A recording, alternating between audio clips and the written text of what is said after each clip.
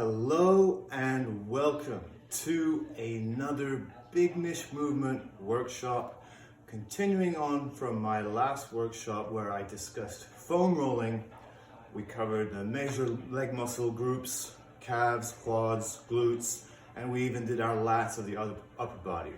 Now to complete the rest of the picture of our body, we're going to go on to ball rolling today and talk about which are the key spots, how do we release them, and of course always what we want to pay attention to. In my last video, I pretty much said how I think a basic foam roller will serve your needs with releasing a lot of muscle tension. I still stand by that fact. And similarly, if you just get a lacrosse ball, this will serve a lot of your needs as well. So that's what this pretty much is a lacrosse ball. But because of how popular self-care and muscle release techniques have become over the last 10 years, I think these are widely more available for muscle release than they are for lacrosse. So you can search for a release ball on Amazon or just lacrosse ball, and you'll be able to find this handy thing that you'll be able to travel with.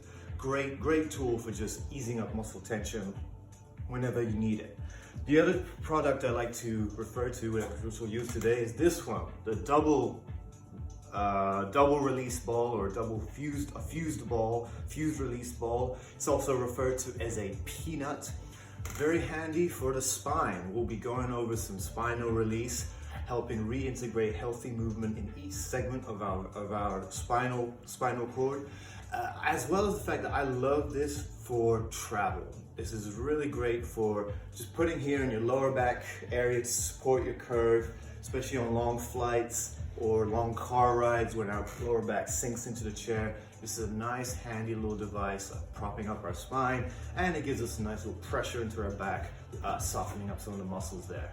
So I love this, and it's also widely available on the internet. Just search for, like I said, peanut or fused release ball, double release ball, and you should be able to find these pretty easily.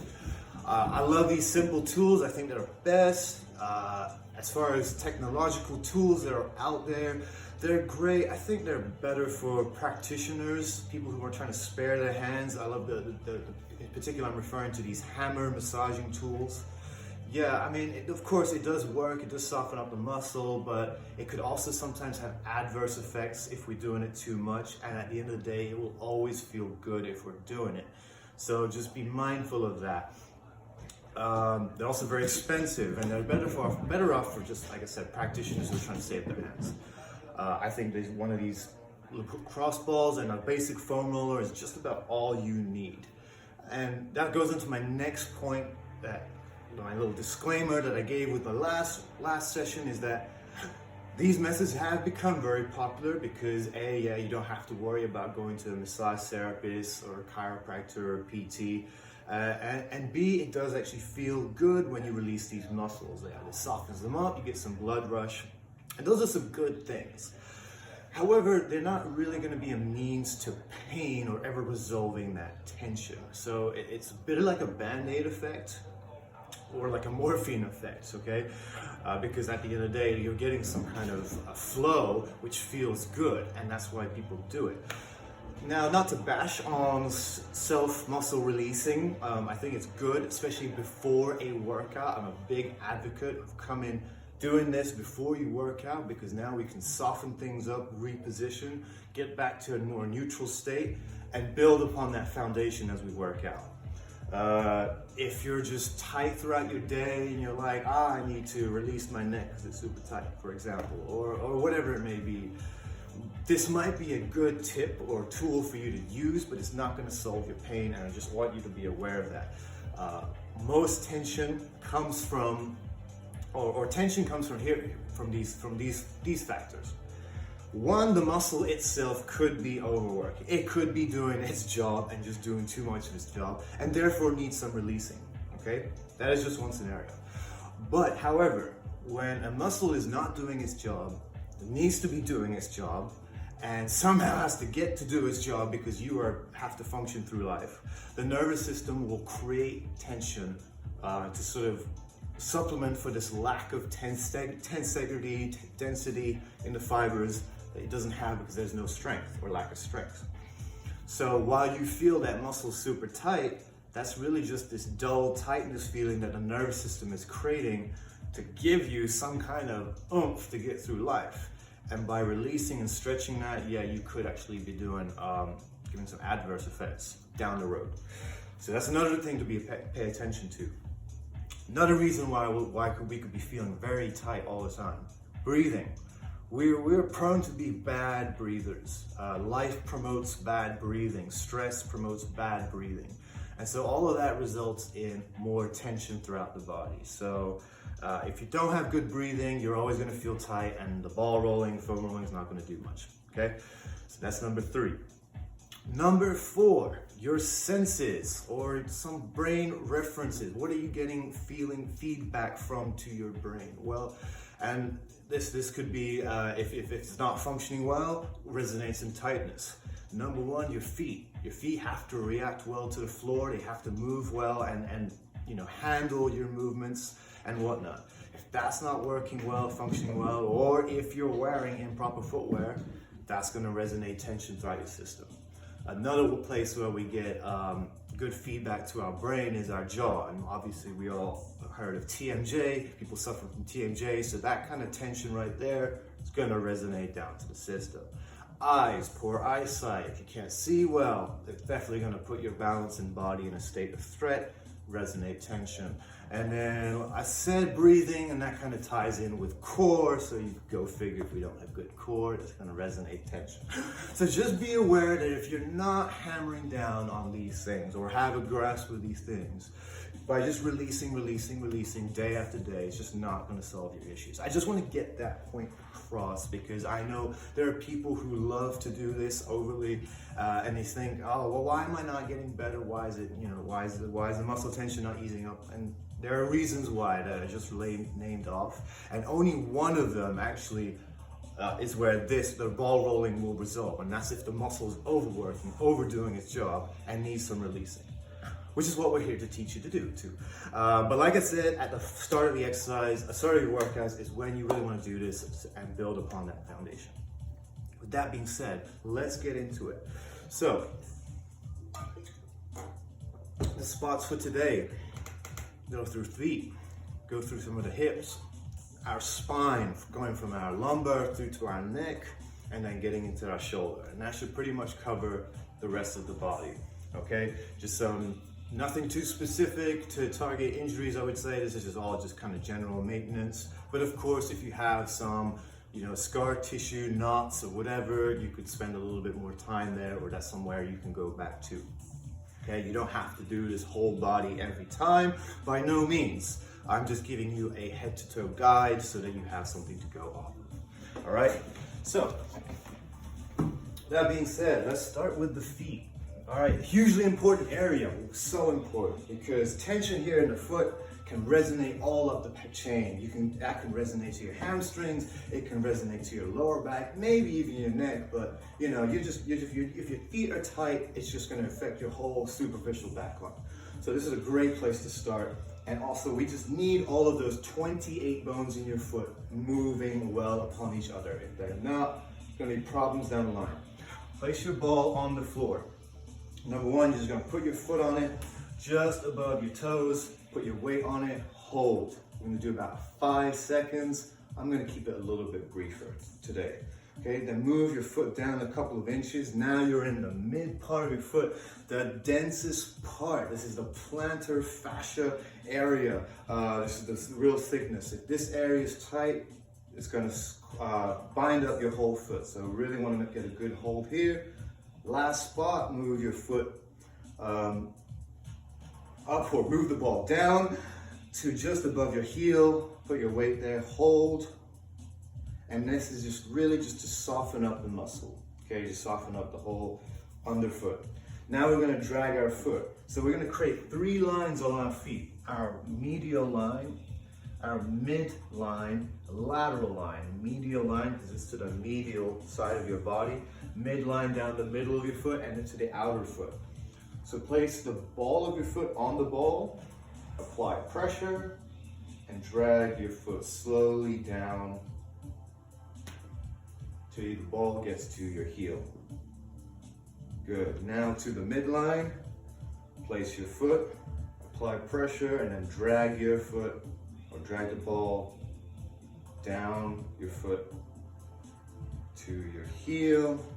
Lastly, to the lateral side, apply pressure, drag all the way down to your heel. Now I would do that twice. I'm just going to do that once a day. One more time to recap. To just above your toes, place hold about 5 seconds. We're softening up the muscle. Down to the mid part of your foot, apply pressure, hold 5 seconds. Or be a little bit more generous, because this is where it gets nice and thick. Then just above your heel, apply pressure, hold. Good. The 3 drags. Place your ball of your foot, drag up the medial line of your foot, down to your heel. Now down the midline, directly down the middle of your foot, all the way to your heel, and then to the lateral, apply pressure, all the way down to your heel. Again, I would do that twice, unless I like to finish up with these side to side friction motions, going across our plantar fascia, the thickest part of our plantar fascia, about 5 to 8 times. That really helps soften that up. Other foot. It's gonna feel great. Maybe it'll feel tender at first. If it's tender, just go light. But over time, it's gonna feel pretty good because you have to just soften it up first. Okay? And there's your feet. So in my last video, I did not cover the hamstrings because, in my opinion, the hamstrings are pretty difficult to release on the foam roller. Using a lacrosse ball is much more ideal, but we're gonna need a stool. Okay. So for this, you're gonna place your stool, place your ball somewhere, and initially you might have to find that spot that needs it the most. Maybe your whole hamstring's gonna be super tight, but you wanna really find that area that sort of needs it the most, feels the tightest. Maybe you feel a knot somewhere, okay? After we find that spot, we're just gonna hold it right there. We're gonna go at least 10 seconds on this one, but I'm just gonna keep it brief for the quick 5 seconds. After that 10-second hold, this leg, we're gonna slowly extend it, slowly bring it back in. Extend it one more time, bring it back in, and a final 3rd time. Great, and that's it. Let's go to the other side. So one more time, place the ball, and initially you might have to feel it out, wiggle around, feel it out. It might be a lower area of interest or it might be upper. Some people have either or. I know with my left, I have a spot down there that definitely needs it. There we go. Hold it right there. We're gonna go 5 seconds for now, but 10 seconds is my recommendation. Don't forget to breathe deeply. After your hold, this leg, we're gonna straighten nice and slowly, bring it back in. Do what you can, don't force. Don't force with any of these movements. You're testing out. Can you handle a little bit of motion, a bit of stretch, a bit of contraction while there's pressure on the point? Ultimately, just bringing a lot of blood flow, heat to the area, which is what's gonna bring about the recovery, okay? That's pretty much hamstrings, just super quick. I don't like to go too much up and down. Just more stretching that we can do for that. So let's keep it moving. So now to the hips. So some key points, especially people with knee pain, people with IT band syndrome. You've got some muscles up here that are gonna be super tight, pulling on that IT band. So while instead of releasing the IT band for help, we actually sometimes need to be targeting these muscles up here when all this is just feeling super tight, or if we got some knee pain going on, okay? 2 muscles, the TFL, tensor fascia lata, and the glute med. we're gonna go for the TFL first. So this one's a really sensitive one. Find your 2 hip bones directly in front, right? 2 hip bones, okay. Out to the side 1 inch, down 1 inch. So about right around there. Okay, diagonally down about 1 inch, okay? Apply pressure on the ball, put it on the floor, and put the ball on the floor first, and then apply your pressure on that same spot. Other leg out to the side, on your forearm. Wiggle around, get into the right spot. You'll kind of feel it because it's a really tender area.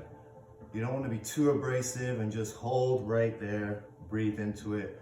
We're keeping it quick, 5 seconds for today, but optimal is always going to be 20 to 30 seconds. That gives the muscle enough time to really relax and settle down. Plus, in that time, you're gonna breathe, which also allows the muscle to settle down. As I'm talking, I'm not really able to do proper breathing, but I hope you're doing it. Other spot, hip bone, out to the side, down 1 inch, or diagonally down 1 inch, okay? Put the ball on the floor, and then place your hip on the ball. Other leg out to the side, like this. And then you're just holding it right there, okay? Okay, lodge it around into the right spot. Make sure you breathe. Okay, try to get comfortable on the floor so that you can really put pressure on it. All right, next spot, the glute medius. So finding our hip bone here on the side, then finding the thigh bone here on the side. You're gonna go between those 2 points. It's nice and chunky right there, okay? I like to find my hip bone and go just below. That's usually a good place to start, okay? This is what we're gonna do. You're gonna go down on the floor. I like to place the ball and then put my body on the ball, and then top leg in front, and then just find the right spot. It might be a little tender, take your time. You're on your forearm here, you're on this hand here, just to help you, okay? Don't have to force anything, you don't have to move it around. We're just trying to just ease this muscle up and get some separation as it's really tight, putting the thigh up into the hip, okay? So just settle down, breathe deeply. You got the top leg in front for support, and on your elbow and on your hand, okay? Other side, here's to find it again. Hip bone, thigh bone, in between the 2. I like to go hip bone directly below, okay? Place it on the floor, top leg in front, leaning on your forearm, and then your hand right here. And don't forget to breathe deeply. 20 to 30 seconds is optimal. One side is probably gonna feel a little bit worse for you. That side you can maybe pay a little bit more attention to. Get a full 30 seconds versus maybe a little bit less time on the other side. It doesn't hurt. For me, my right is definitely a side that needs much more attention. Okay, so that's the lower body done. Let's move on to the upper body. Okay, I'm gonna turn you guys around. I know I got some questions. I'm gonna answer them at the end. Okay, for this one, you are gonna need some wall space, because that's how we're gonna use the rest of our release techniques. So, including the spine. So number 1, let's talk about how we can release the neck. Everybody got neck tension here, whether you're a desk jockey or an athlete. Why? Because we're always looking forward, okay? We got a lot of neck extension going on, binding up a lot of the fibers there. Athletes in particular spend a lot of time looking up. So it doesn't really matter if you're in front of a computer or if you're looking in front of your phone, which a lot of people do. There we tend to actually look down, but sometimes actually if we're looking down, we're also looking up like this. And so what we want to do is be able to manage all of that with the ball. So finding these 2 bones right here, take the ball, put it directly underneath one side. Pick a side, left or right, okay? You're gonna find that wall space, and this we can do. Lean back, walk your feet out, Place the ball underneath that ridge, tuck your chin, pin the ball against the wall. Then you can take your hips off the wall, or you can take your back off the wall and just apply all the pressure on that spot. Now the reason we walked our feet out, because after we've done our hold for 20 to 30 seconds, using your feet, I want you to roll the ball up and then down your neck, or down and up, excuse me, I should say. You're going into squatting motion, the ball goes up, squat up, or push up, ball goes down, okay? Adjust it if need to, squat, ball goes up into the ridge, stand, going down the side of the neck, okay? 3 to 5 times. So the other side, here we go. Find the bony ridge right here. Place the ball underneath, okay? Get your back against the wall, walk your feet out. Actually, we don't need to walk our feet out for this one. It's better to start nice and tall. Tuck your chin, pin, lean back, take your hips off the wall, okay? We're gonna hold it. 20 to 30 seconds is optimal, but I'm doing 5 seconds for now. And then when you're ready, you're gonna stand all the way as high as you can, rolling the ball up, and then squat, rolling the ball all the way up into your neck again. Stand, roll the ball all the way down, squat all the way up. I'm gonna go one more time, up, and then down. Basically, you're utilizing this squatting motion to maneuver the ball up and down, getting a nice release. So that's either side of your neck done. Now let's focus on either side of the lower back. So here's what you want to do for this one. Your starting point. You've got 2 hip bones here, either side, and you got the spine right here. So you're gonna put it in between. There's a nice, dense, chunky part, okay? We're trying to basically go to the bottom corner where the hip starts. So a hip bone right there, spine, and that's where the first erector muscle starts, okay? For this one, walk your feet out, lean back into the wall, pinning the ball. I like to make a diamond with my hands surrounding the ball so it keeps it in check. From here, we apply pressure, 5 seconds. Then walk your feet out a little bit more, roll that ball up an inch or 2. Apply pressure, hold, 5 seconds. Walk your feet out again, roll that ball up a bit more. Apply pressure, 5 seconds. And then one last spot, walk your feet out a little bit more. Roll that ball up an inch or 2, apply pressure. And at this point, the ball should be right around where the bottom of your rib cage starts. We're only staying in this lower back segment. Okay, good. So let's go to the other side. So find that hip bone, find your spine, in between the two, where the thickness starts of your lower back muscles. Okay, walk your feet out slowly, slightly, squat, lean back. I cup the ball or put my hands around the ball just to kind of keep it, make sure I can stay in the right place. Pressure hold in this initial spot, 5 seconds. Then you're gonna walk your feet out, roll the ball up, hold for another 5 seconds. Applying pressure on about a 2 vertebrae area. Walk your feet out, roll the ball up a little bit more, apply pressure again. And then one last spot, walk your feet out, roll the ball up, apply pressure. We should be right around the bottom of the rib cage area, okay? All right, 2 crucial spots, lower back and neck, but what if you wanted to target your whole spine, head from neck to all the way lower back? And that's when I said you get this peanut. It's a really great device, and we can implement release all throughout our spine.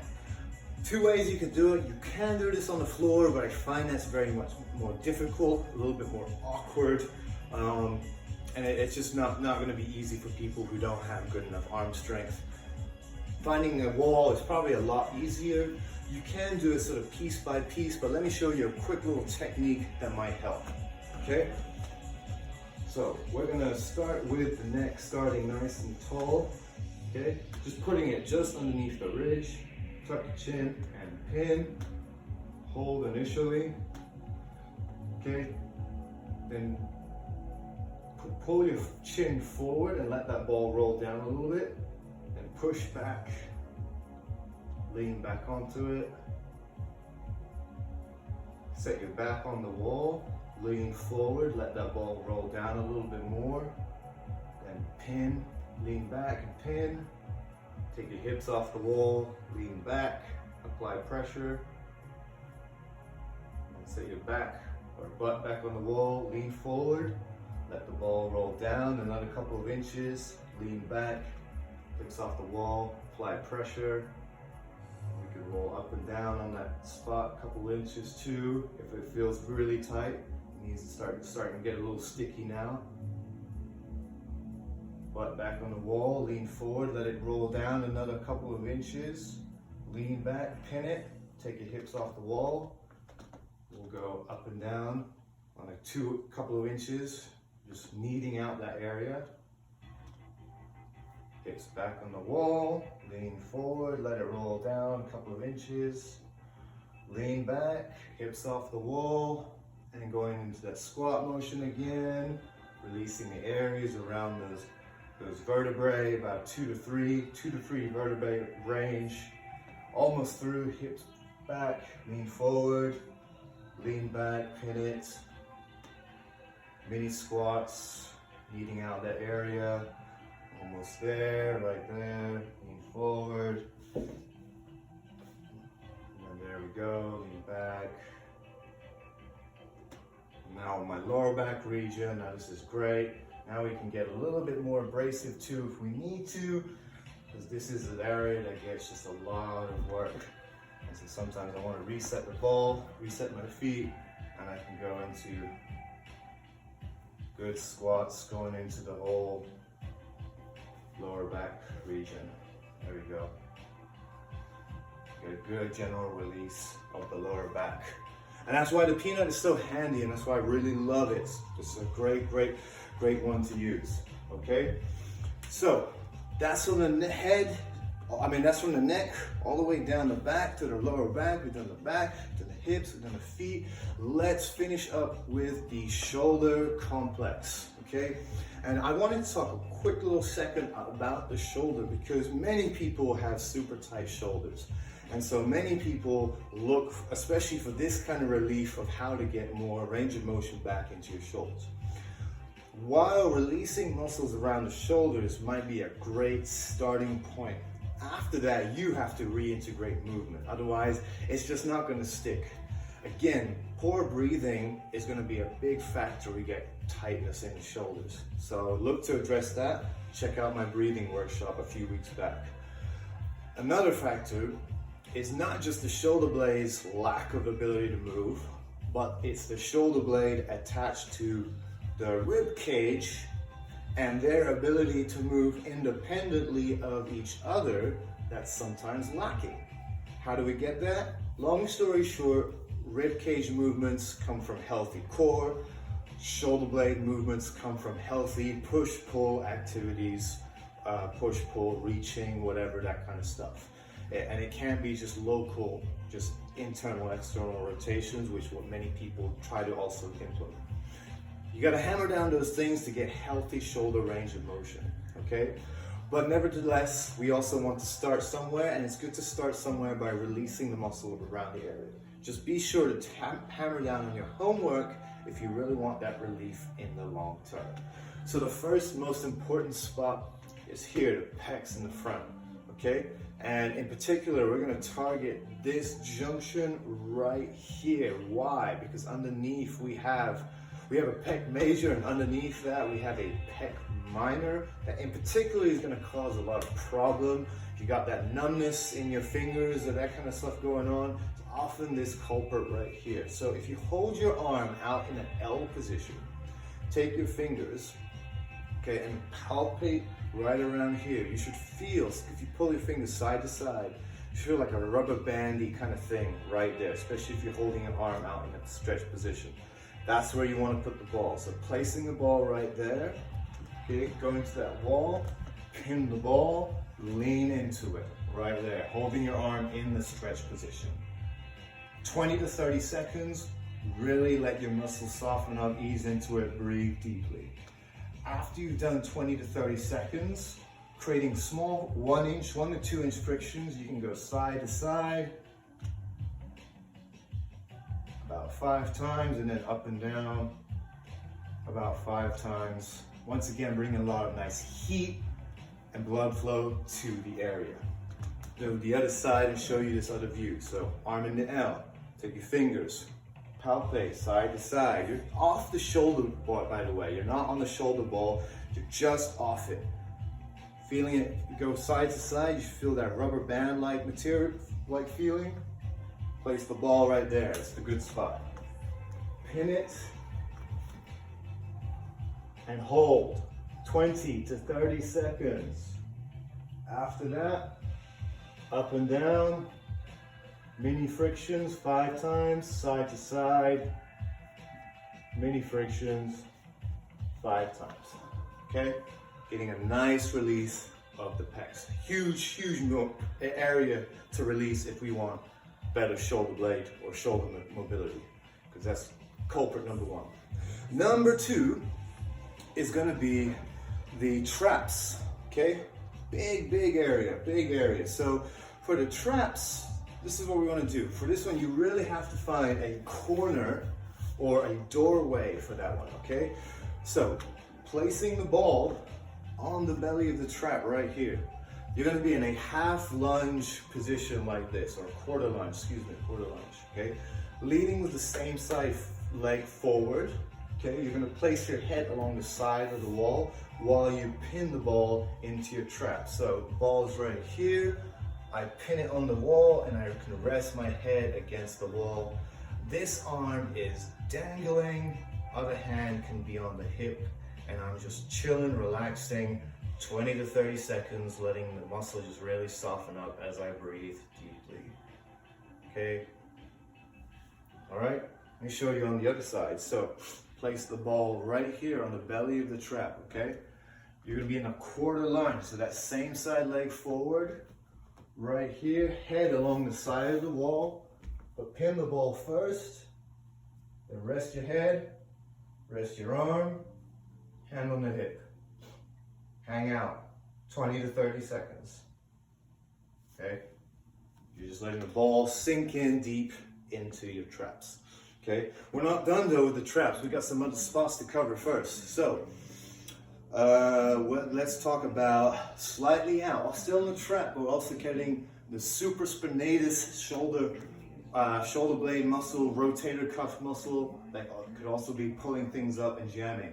So if we go back here, there's a little triangle wedge our bones make. We got our shoulder girdle right here, and we've got the spine of the shoulder blade right here. I can put my finger right here and grab on, and then push between those two bones. That's how you know you're there, okay? Everybody has this. You can also feel your shoulder blade. Once you feel that boniest part of the shoulder blade, just come off of it, and then you'll be between those two bones, the shoulder girdle and the spine of the shoulder blade. They form a little triangle V. You're gonna try and get the ball up into that wedge right here. So basically, if you just find the belly of the trap, just slightly down. That's all it is, down, sideways, slightly down, okay? You're gonna dip into the wall, pin the ball, rest your head, grab your arm, okay? And then just let it just sink into that spot. Real deep muscle, like I said, kind of tucked in between those two bones almost. But if you can release that sucker, you'll also get some nice movement back in your shoulder blade. Pretty painful, but gets a nice release. Let me show you this other side. So, we got the shoulder girdle bone here. If I just walk my fingers down, eventually I'll feel my shoulder blade. You're between those two, Pin, dip your shoulder, Pin into the wall, rest your head, hold on to that arm. And then you're just holding it right there. Again, 20 to 30 seconds is always optimal. All right, so on to the next part, which will be the rhomboid muscle, which is the area between your two shoulder blades and the spine. Okay, we might have covered some of that with the peanut, but now it's a nice way to kind of isolate and get rid of some of those knots that you might have on either side. Okay, so I like to put the ball right around there, which is the bottom area. We're starting right around the mid-back area. Okay, walk your feet out slightly, pin the ball. Okay, and then you're going to slowly roll up all the way to about, you get into your trap again, belly of your trap, and then roll back down. We're gonna go up and down 3 times. And then once we find that right spot, we're gonna hold it. And then with that arm, you can even go reach. Bring it across, open back up, bring it across. And that helps, only if you have a knot there, that helps kind of really break up that knot. Or trigger point, whatever you call it. Other side, place it right here. Pin it, okay? Roll the ball all the way up. Down. This is the side that has it for me. I got a nasty trigger point that I need to get rid of. And I also pinpoint the ball there and hold. We often have trigger points between our shoulder blades, so this is why it's a great tactic to release them. Often because of lack of breathing or sometimes posture symmetry issues.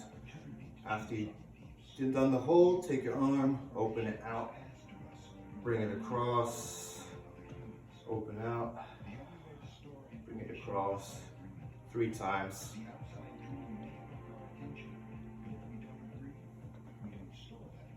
Good, okay. And so that basically also covers not only the rhomboids, but the mid and lower trap. So we've done the belly of the trap all the way out, and we also cover all the way down to the low mid trap. Very important area, which is also going to restrict motions of your shoulder blade and arm, okay? However, the last part of the arm will be the deltoid, which is this round muscle right here. So let's get a nice little release of that. We're going to put the ball here at the front where our pec minor almost is. Pin against the wall. With the arm hanging, we're just going to rotate around all the way to the back of our shoulder blade and then hold right there. Should be kind of tender. We're trying to really aim it for the shoulder capsule where it starts to circle around right here. This is why we're trying to almost dig into. That is your end point. Okay, hold in there for 5 seconds, then roll back around. And we're going to hold the front again briefly and go back around to the back, holding each end range for about about 5 seconds. About 5 seconds. But we're going to go 3 times back and forward. Okay, so let's go to the other side. So put the ball initially right here. Okay, pin the ball, and then roll. We're going to roll around to the back of our shoulder blade, all the way around to the front of the pec. Roll all the way around the back of the shoulder blade, get it into that capsule, all the way around to the front. One last one. Into the capsule all the way, get those tight, sensitive areas back there, and into the front. And that giving you a very nice release of the deltoid, which is some of the more superficial muscles, but we definitely want to get the front, we definitely want to get the top, we definitely want to get some of the back right there. And like I said, after that, it's time to move on. It's time to move. It's time to do our homework. It's time to do what we have not been doing. At this point, you're ready to go. We've done from head to toe, released all the muscles. Everything's gonna be nice and tense, nice and softened up. Blood flow to the area, got some warmth going. At this point, it is time to move. So I am gonna check your questions in a bit, but hopefully you've enjoyed these tips and techniques on how to release muscles yourself. After that, hopefully you will go and enjoy your walk or your workout, whatever it may be, but enjoy some movement out of this. I bring you these tips so that you can get more effort, focus, and joy out of your workouts and movements, so you can have more longevity and more movement longevity and more optimal health with everything that you do. Shoot me any questions in the comments that you might have as I'm about to answer them. Don't forget to subscribe to my YouTube channel, and if you want me to cover a topic in future, please send me a message and I'll be happy to do so, and always let me know what I can do better. Let me get to your questions real quick and see if I can answer some of these for you. My hat's off.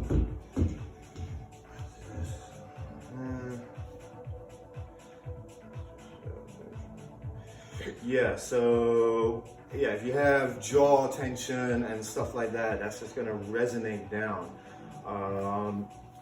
Stop trying to stretch it out.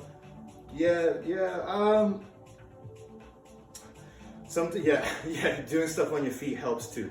So basically, this person said, feeling out of whack with a lot of jaw tension, and sometimes stretching that is not helpful, right? Because you are tensing up for a reason. We want to provide the tension we are lacking elsewhere, and so usually that comes from strengthening weak areas, so forth. The jaw in particular, you'll have to check out my jaw workshop, but the jaw is a huge compensator. And so if we do not have the trust that we should have, the jaw will often clench and compensate. And so when that happens, we get the resonating tension and so forth. So feet are important. It's very important to integrate well, because again, if I said in the beginning, if you don't have that good foundation, resonating tension, it's always important to develop these healthy patterns after we release. We can't just release muscles. Hip work, does hip work help with iliopsoas and iliacus tension? Yes, ultimately yes, but defining what is hip work. I found that the moment I stopped stretching my hip flexors all the time, they actually felt the best they ever have. The moment I started giving them a little bit of conditioning, more so end range conditioning, so I'm not doing reps of hip flexion, but I'm doing more static holds, trying to get my knee as high as possible in a single leg stance, so everything's working, and actually working on mobility through hip flexion. That's actually helped me get the best.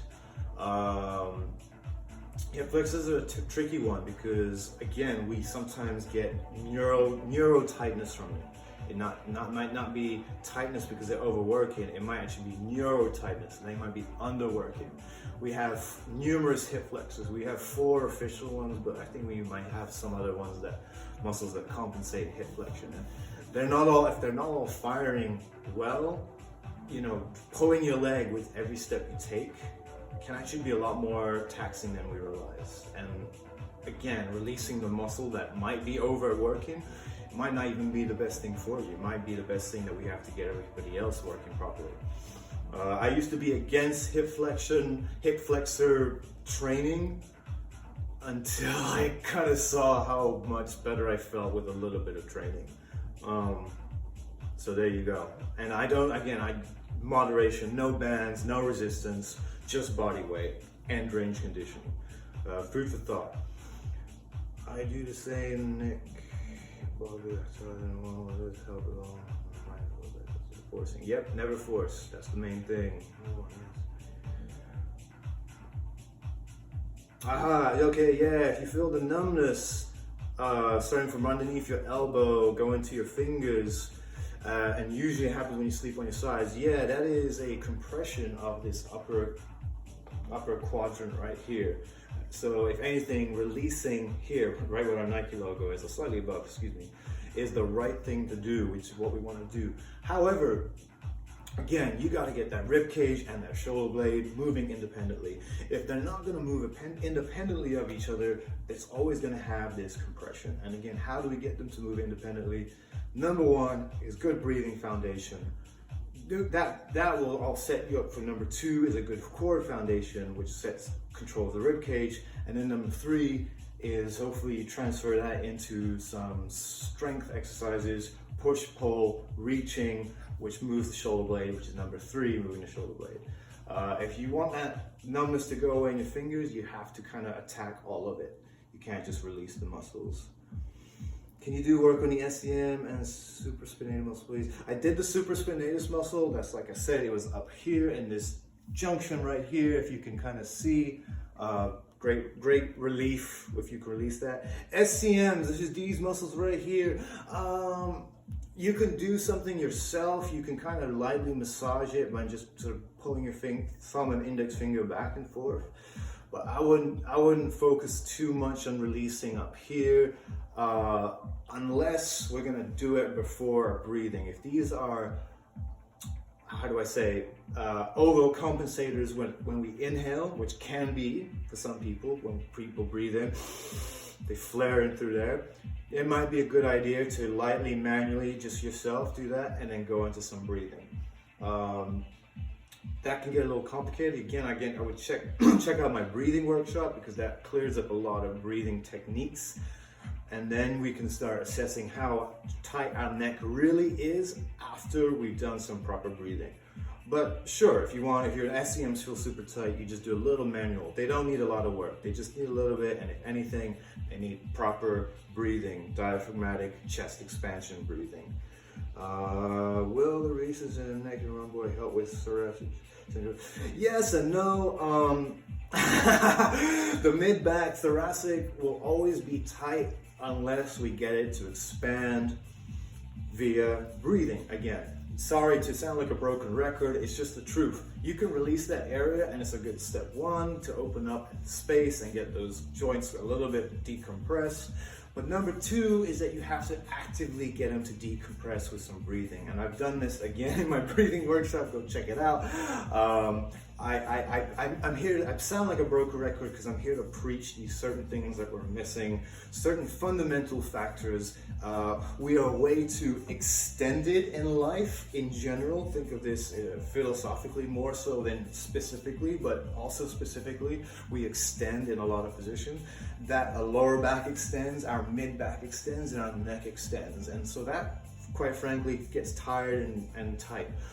What we want to do is be in more flex positions and breathe and expand in those flex positions as we do certain core exercises, strength exercises, whatnot. Just giving us a reference of what it's like to not be so extended. Again, check out my breathing workshop. I might go into more detail on how certain exercises with that. Yeah, I appreciate you. Thank you. Thanks for subscribing to my channel. I really appreciate you.